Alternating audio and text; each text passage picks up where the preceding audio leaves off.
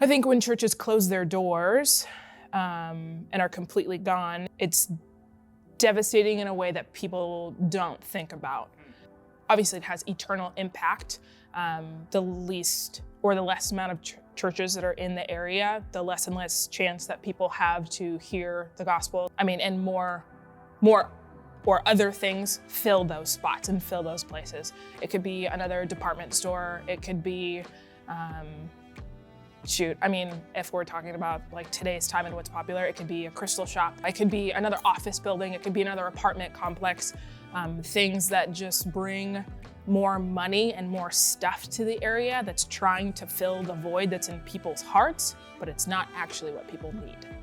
So I think it affects communities in that way to where, it just gets filled with other stuff, or in areas where maybe there's not a lot of buildings and things going up, churches get torn down, but then that's people's livelihood. That's places where people's families and traditions are at.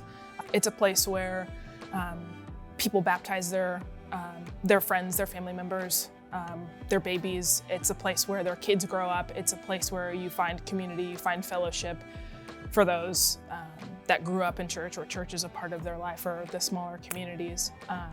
And so if a church there closes, I feel like it's pretty devastating to them, because it means a farther drive to a different church. It means a switch to something they may not be used to.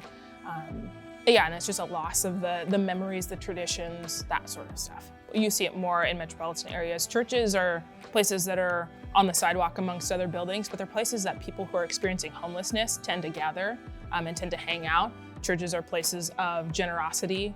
They give, they open their doors, they allow people to sleep, to eat, to do all that sort of stuff. So when a church closes its doors in that sense too, it affects the population of those experiencing homelessness, or maybe that need assistance with food or soup kitchen, something like that. So it's a big impact for everyone. Yeah, I'm thinking about even our San Bernardino campus that we have, that is a product of the ROGO Foundation. They have a food pantry.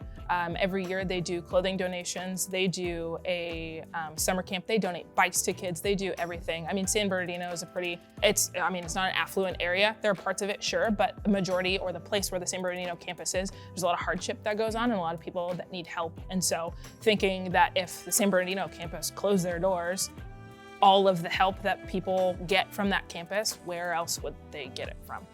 That part just boggles my mind, knowing and seeing and being a part of the San Bernardino campus for a little while, just how many people came through.